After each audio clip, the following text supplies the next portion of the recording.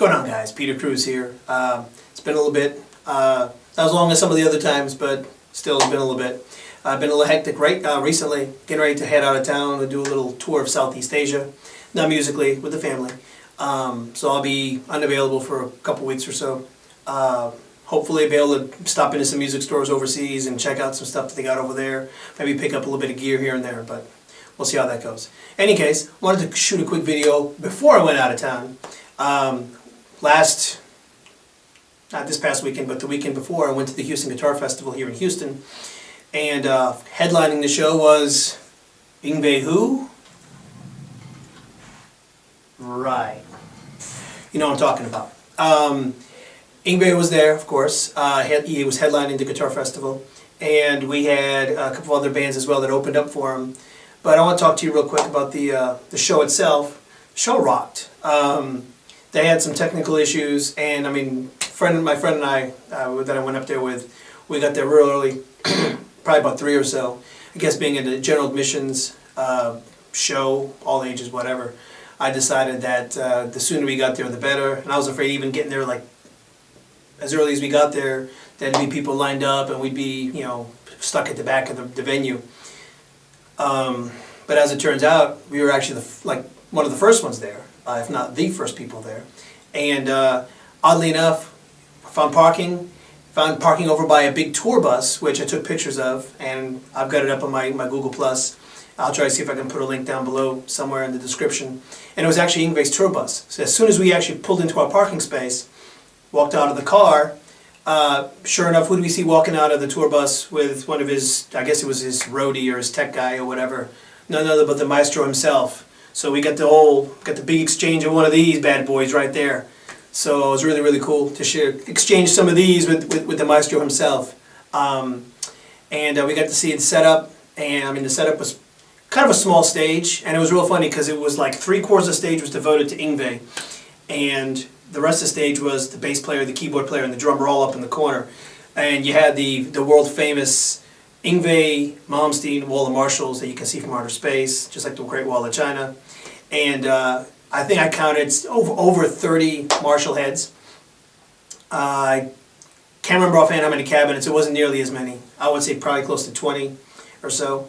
But when we got there, I kind of did a walk around of the back, because the back was open to, you know, you could actually walk around the back of the stage. And I could see all the heads set up and everything. And I probably only saw about 4 or so of the vintage Marshall plexis that he uses, you know, the 50-watt Walk 2s or whatever. Everything else was his signature Marshall, the YGM 100, you know, the new one he's got with the noise gate built into the back. It's got the vintage look in front, but on the back it's got, you know, his boost, you know, the built-in boost, the built-in noise gate, and then built-in reverb with all the extra cabinet plugins on the back and stuff like that. And I got a picture of that as well, you can see it, and everything was set up and stacked, nothing was plugged in. Meant to go back after the show and take a look at it, see what was actually plugged in and what wasn't. But we spaced it out, went to go buy a t-shirt and bought some DVDs and stuff that they had there. Got to meet Yngwie's wife as well. She apparently was selling it and didn't realize it at the time until afterwards. Like, wait, that was his wife, damn. Anyway, his wife, his manager. Rock on. But it was a really, really good show. The maestro was on his game.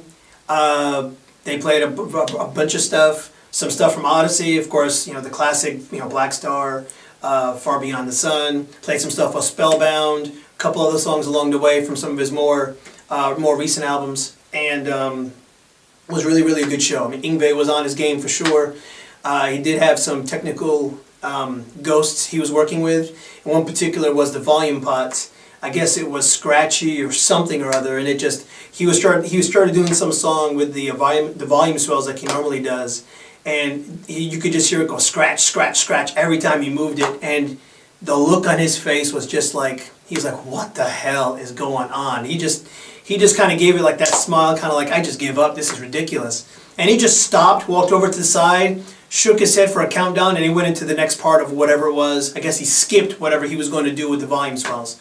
So he just went over and he just kind of looked at the other guys in the band and said whatever, and bam, you know, they went into the next part without missing a beat. So it was definitely a good show. So definitely, if Yngwie comes into your neck of the woods, definitely check him out. I mean, his set started around 9:30, and he can get off the stage till after 11. So it was definitely a good action-packed, a show. All the good stuff he played. I don't think he missed any songs really. I was actually kind of surprised he played like 4 songs from Odyssey, which really caught me off guard. But he rocked it. It definitely was really cool. Just real quick, I want to touch on some of the other bands that were there. Opening up the whole set was Martyrd. They're I guess like an 80s thrash throwback, more modern. Great bunch of guys. Fortunately, they were having some sound trouble. Some power trouble. With the generators on stage because it was an outdoor deal, and they kept losing power. And I guess that might have tied in with Yngwie's trouble too, because they all shared. They're all on the stage. They're all set up in front of Yngwie's setup. He set up first, and everyone else set up in front of him, and they had all kinds of trouble. And by the time they got it all sorted out, they only played 3 songs.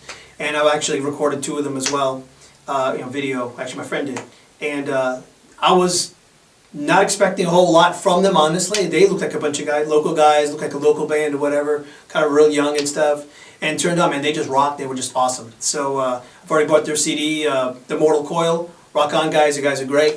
Catch them on tour if you catch them. I think they're in your neighborhood. I think they're opening up Yngwie for the rest of the Spellbound tour.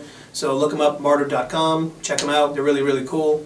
And after them, they had a band called Burning Head. Kind of reminded me of like a heavier version of Cinderella back from their earlier Night Songs, the first CD that they released way back in the 80s. But definitely a bit more heaviness to it. Kind of sound-wise and like style-wise, it's not similar to Cinderella is what I thought of when I started listening to them. But their lead player, Ethan Brosh, search YouTube for Ethan Brosh. The guy's a rock star. He's an amazing guitar player. Guy shreds like there's no tomorrow. Check him out. He's also got a CD out, solo CD he, I guess, released in 2009. I've already bought that. Rock's awesome. It's called Out of Oblivion. So check that out for sure if you're into shred. And that's pretty much it. It was a really good show. I had a great time. And of course, seeing the Maestro is always an almost near religious experience. So definitely check it out if he's in your neck of the woods and tour. Probably have some great bands opening up for him like Martyrd or Burning Head. So definitely check those guys out too. Check out their CDs. And I've also got some footage from the shows as well.